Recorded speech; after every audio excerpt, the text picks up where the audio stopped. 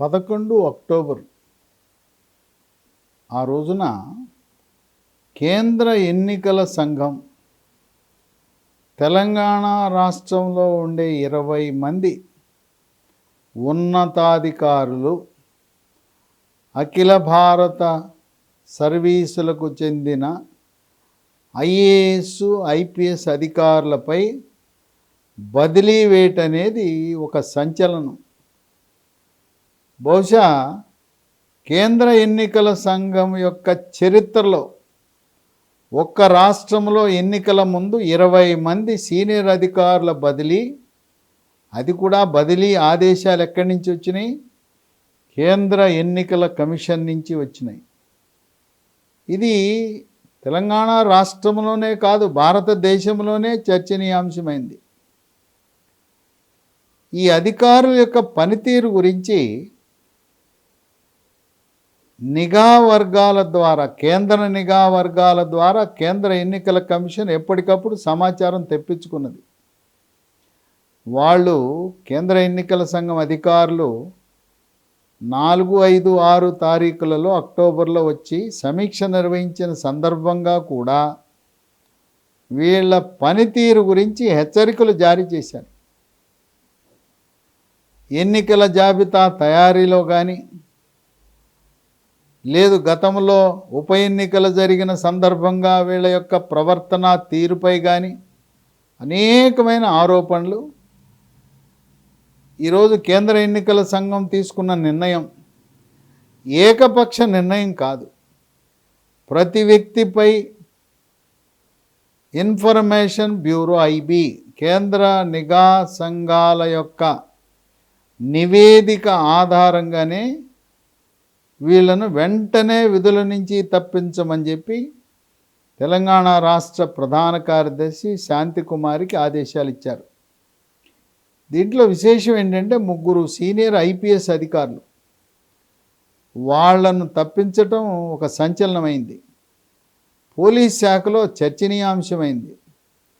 హైదరాబాద్ నగర commissioner CV Anand, Warangal నగర commissioner Ranganath, Nizamabad commissioner Satyanarayana. ఈ 3 కూడా గతంలో పలు సందర్భాల్లో వార్తలకు ఎక్కిన వ్యక్తులే. వీళ్ళు ప్రభుత్వానికి అనుకూలంగా ఉంటారని, ప్రభుత్వం ఏం చెప్తే అది చేస్తారని చెప్పి నియమ నిబంధనలను పక్కన పెట్టి ప్రభుత్వ పెద్దలను వాళ్ళ యొక్క ప్రేమ పాత్రులు కావటానికి తగు నిర్ణయాలు, చట్టాన్ని పక్కబెట్టి చేస్తాడనే ఆరోపణలు కూడా ఈ 3పై ఉన్నాయి. ఇక ఈ 3తో పాటు మరో 10 మంది జిల్లా ఎస్పీలు. వీళ్ళెవరు కూడా ఐపీఎస్లు కాదు, వీళ్ళంతా నాన్ క్యాడర్ ఎస్పీలు, అంటే ప్రమోషన్ మీద ఎస్పీలు అయ్యారు.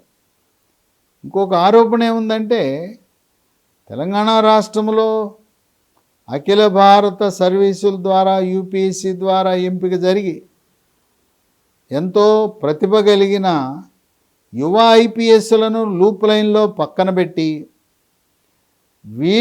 వీళ్ళైతే మన మాట వింటారు, మనం చెప్పినట్టు చేస్తారని చెప్పి ఈ 10 జిల్లాలలో ఐపీఎస్ లేని నాన్ క్యాడర్ ఎస్పీలు నియామకం చేశారని ఆరోపణలు ఉన్నాయి. వాళ్ళు సంగారెడ్డిలో రమణ కుమార్, జగిత్యాల్లో భాస్కర్, జోగులాంబ గద్వాల్లో సృజన, మహబూబ్ నగర్లో నరసింహ, సూర్యాపేటలో రాజేంద్ర ప్రసాద్, కామారెడ్డిలో శ్రీనివాసరెడ్డి, నాగర్ కర్నూలులో మనోహర్, జయశంకర్ భూపాలపల్లిలో కరుణాకర్, నారాయణపేటలో వెంకటేశ్వర్లు, మహబూబాబాద్లో చంద్రమోహన్. వీళ్ళందరూ కూడా ప్రభుత్వ అనుకూల ధోరణి ఉంటుంది అనే ఆరోపణలు ఉన్నాయి. ఇక దీంతోపాటు కొన్ని శాఖలకు పెద్ద అధికారులు ఉండవలసిన పోస్టులో చిన్న డైరెక్టరు, కమిషనర్ స్థాయిలో ఉండి, ఏదైతే ఎన్నికల నిర్వహణలో కీలకమైన శాఖలున్న వాణిజ్య పన్నుల శాఖ, ఎక్సైజ్ శాఖకి చిన్న స్థాయి అధికారిని నియామకం చేశారనే ఆరోపణలతో ఎక్సైజ్ శాఖ కమిషనర్ని ముషారఫ్ అలీని అక్కడి నుంచి తొలగించారు. అట్లాగే వాణిజ్య పన్నుల శాఖ కమిషనర్ శ్రీదేవిని, రవాణా శాఖ కార్యదర్శిని శ్రీనివాసరాజుని, ఈ ముగ్గురిని అక్కడి నుంచి తొలగించారు. ఎక్సైజు శాఖకు, వాణిజ్య పన్నుల శాఖకు కనీసము ముఖ్య కార్యదర్శి హోదా కానీ, ప్రత్యేక ప్రధాన కార్యదర్శి ఉన్న ఉన్నత హోదా ఉన్న వారికి మాత్రమే ఈ బాధ్యతలు ఇవ్వండి అని చెప్పి కేంద్ర ఎన్నికల సంఘం ఆదేశం ఇచ్చింది. 24 గంటలు సమయం ఇచ్చారు. 24 గంటల సమయంలో 20 మంది స్థానంలో ప్రతి పోస్టుకి ముగ్గురిని పంపండి ప్యానలు.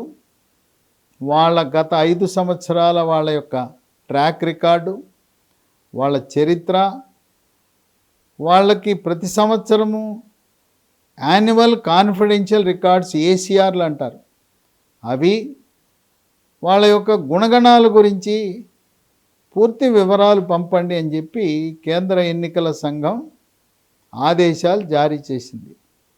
కేంద్ర ఎన్నికల సంఘం ఈ జాబితా వెళ్ళిన తర్వాత ఈ జాబితా మొత్తం నిఘా వర్గాలకు ఇచ్చి, కేంద్ర నిఘా వర్గం అనే ఐబీకి ఇచ్చి, ఇన్ఫర్మేషన్ బ్యూరో, వాళ్ళ ద్వారా వీళ్ళ యొక్క గుణగణాలు, నిబద్ధత, నిజాయితీ, పారదర్శకత, రాజకీయంగా ఏమైనా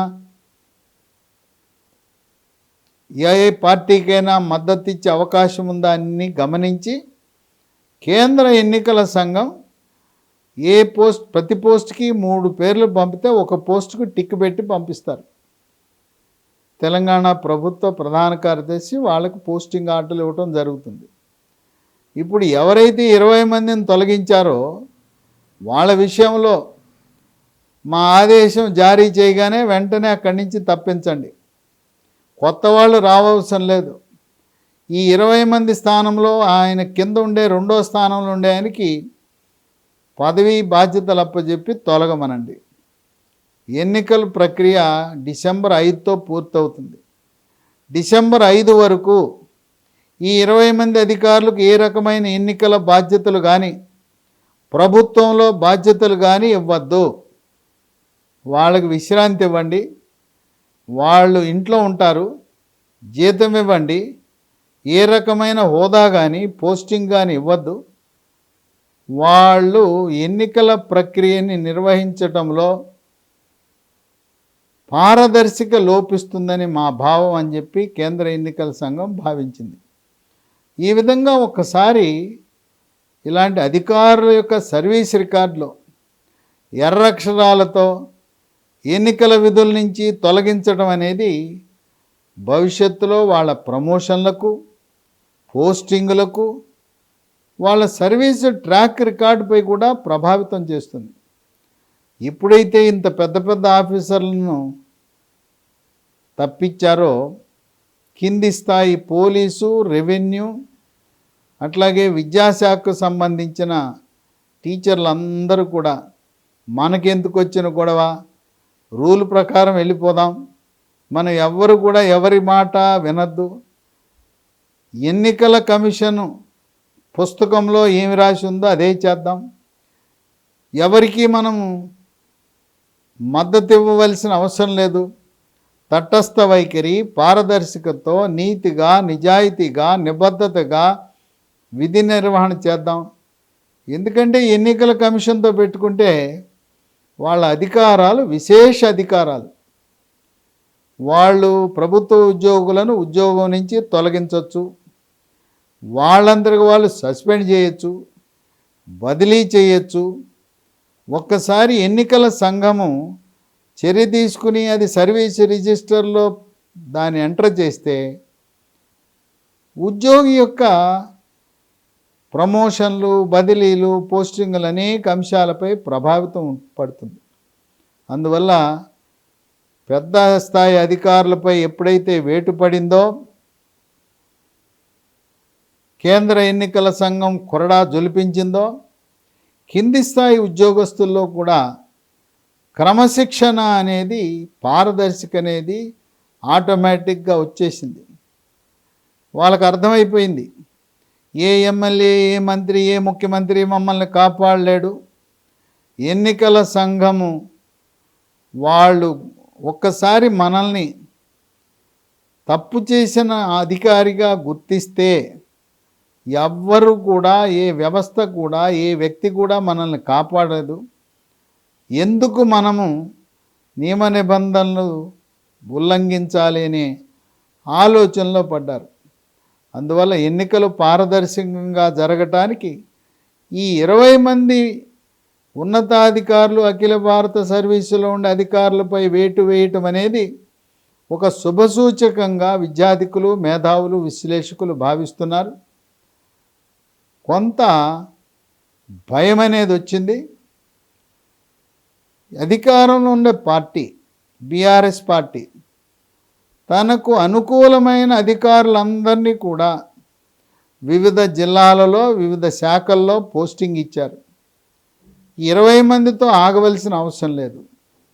ప్రతిరోజు నిఘా వర్గాల ద్వారా సమాచారం సేకరిస్తూ ఎవరైతే ఎన్నికలు స్వేచ్ఛాయుత వాతావరణంలో నిర్వహించడానికి ఆటంకం కలిగిస్తున్నారో రాజకీయ పార్టీలతో సమావేశమై వాళ్ళతో సంప్రదిస్తూ రాజకీయ పార్టీలకు అనుకూలంగా ప్రవర్తిస్తున్నారో అటువంటి ప్రభుత్వ ఉద్యోగులను గుర్తించి వారిపై కూడా వేటు వేయటానికి ప్రతిరోజు సెల్ ఫోన్లను కూడా, వాట్సాప్లను కూడా మానిటరింగ్ చేస్తూ, సెల్ టవర్ల ద్వారా మానిటరింగ్ చేస్తూ ఏం జరుగుతుందో ఎప్పటికప్పుడు కేంద్ర ఎన్నికల కమిషన్లో ఒక ప్రత్యేక సెల్ ఏర్పాటు చేశారు.